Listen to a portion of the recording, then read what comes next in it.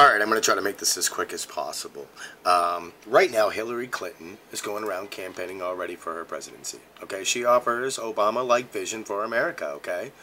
And in a second, we're going to totally hear what she has to say, okay? But let's go back in time just a little bit of what Obama had to say. And what also happened during the Clinton administration.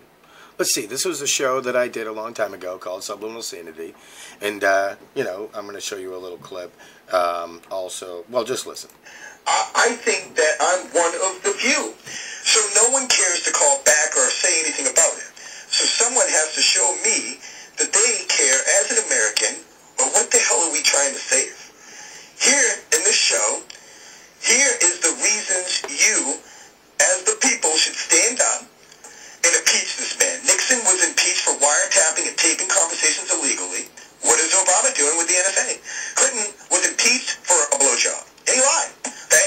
Let me bring up an important fact. At least with Clinton, we had the ability to cover this information and find out about it. I impeached this guy. Okay? We have the First Amendment. What's that? Clinton got caught with his pants down? He got caught with his pants down. What American hasn't? Okay, so, you know, what did you even say? He who had no sin cast the first stone. You know? Okay?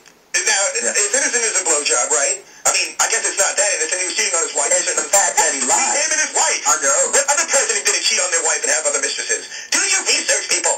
Okay. At that time, we had the First Amendment in effect. Your freedom of press. Well, we don't have that. We don't even know who Barack Obama is 5.5 years later. Who is Barack Obama? You know, his first name is actually Barry. All right? But, you know, you say that. Barry Manilow. This guy, I know, right? Let alone all the other scandals he's been involved in. I mean, this guy is a plain, bold-faced liar, okay? In this clip, you will hear his election speech and also his contradictions placed in there. And I've also fudged it a little, just a bit, so you can hear what the true intentions behind his confusing, drawn-out speeches that fluff you up and then sell you bullshit with open arms. Okay? So please listen close, for what he says is your future. And remember, all the good he sells you comes in a box right full of the opposite effect. Denny, if you could do the honor of playing clip one, impeach Obama. But in record numbers, you came out, spoke up for change. And with your voices and your vote, you made it clear that at this moment, in this election, there is something happening in America. Change is what's happening in America.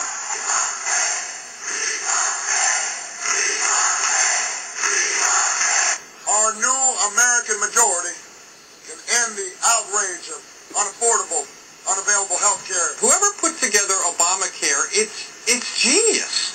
In our time, we can bring doctors and patients, workers and businesses, Democrats and Republicans together, and we can tell the drug and insurance industry that while they get a seat at the table, they don't get to buy every chair. Remember that line right there.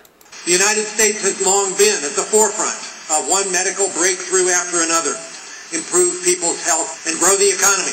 And I'm glad I've been promoted to scientist-in-chief. Given my grades in physics, I'm not sure it's deserving. Computer chips, GPS technology, the internet. All these things grew out of government investments in basic research, and sometimes, in fact, some of the best products and services spin off completely from unintended research that nobody expected to have certain applications. You know, as humans, we can identify galaxies light years away. We can study particles smaller than an atom, but we still haven't unlocked the mystery of the 3 pounds of matter that sits between our ears. Today, scientists possess the capability to study individual neurons and figure out the main functions of certain areas of the brain. But a human brain contains almost 100 billion neurons, making trillions of connections. So as a result, we're still unable to cure diseases like Alzheimer's or autism, or fully reverse the... He's talking about the brain initiative. So what he wants to do is put a Google DARPA chip in your brain so he can, you know, unlock the mystery of the mind. Effects of the stroke. And the most powerful computer in the world isn't nearly as intuitive as the one we're born with. And the most powerful computer in the world isn't nearly as intuitive as the one we're born with. There's this enormous mystery waiting to be unlocked. The Brain and Application Initiative, the Brain and Application application initiative will change that by giving scientists tools they need to get a dynamic picture of the brain in action and better understand how we think. In the budget I will send to Congress next week, I will propose a significant investment by the National Institutes of Health, DARPA, and the National Science Foundation to help get this project off the ground. And we're also partnering with the private sector. The private leading sector. Companies and foundations and research institutions to tap the nation's brightest minds to help us reach our goal. Presumably my life would be simpler here, so it won't be easy. But think about what we could do once we do crack this code. What if computers could respond to our thoughts, or our language barriers could come tumbling down, or our language barriers could come tumbling down. That's the future we're imagining. That's what we're hoping for. That's why the Brain Application Initiative is so absolutely important. Not this time. Not now. Ingenuity of farmers and scientists, citizens and entrepreneurs. Scientists, To free this nation, to free the tyranny nation. of oil, to save our planet from a point of no return. And when I am President of the United States, we will end this war in Iraq and bring our troops home. And when I am President of the United States, we will end this war in Iraq and bring our troops home. Now listen to her. You have to wonder, when does my hard work pay off? When does my family get ahead? Almost a very bold statement, like she's almost talking about herself. And I mean, she really hasn't done anything for this country or anybody else, or anything through her entire career. And it sounds like that's exactly what she's trying to do, get her payoff. Now, But listen to her salesman script.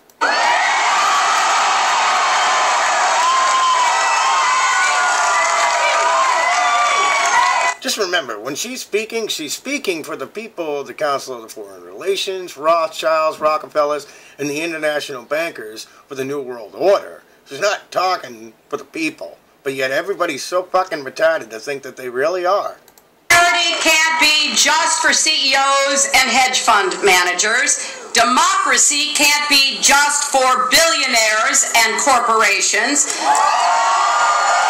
Prosperity and democracy are part of your basic bargain too. You brought our country back. Now it's time, your time, to secure the gains and move ahead. She's talking about the New World Order. Everything that these guys say, expect it to be a lie and the opposite effect, and it always benefits the people and the private sectors of the private governments, the federal government, which is the Federal Reserve, the bankers. They make the rules. But America can't succeed unless you succeed. See? That is why I am running for President of the United States. Should be more like a big boo.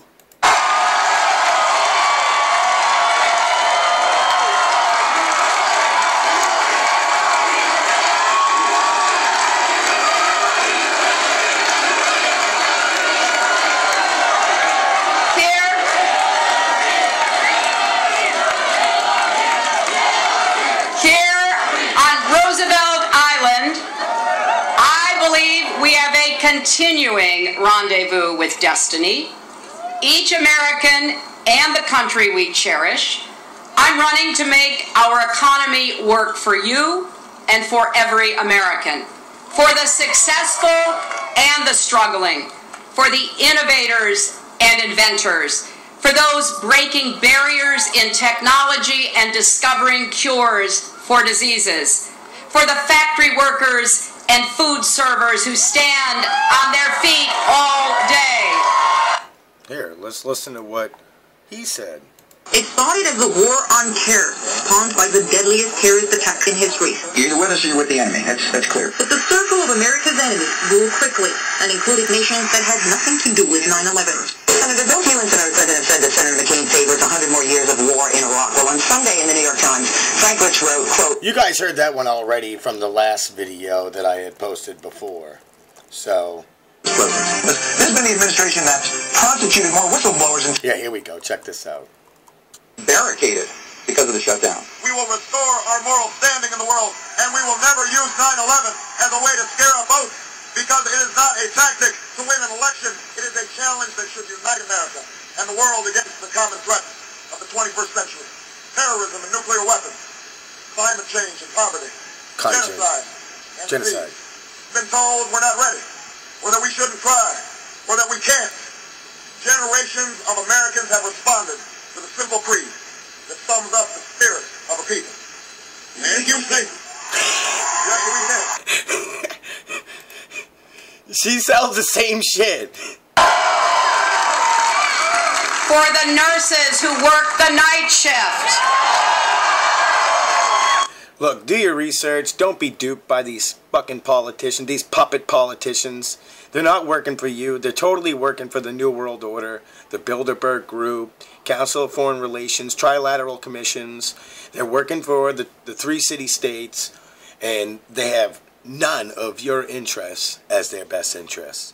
Thank you for tuning in. Subscribe, share, do what you gotta do. I love you guys. God bless you, and I hope it all works out in the end. Later.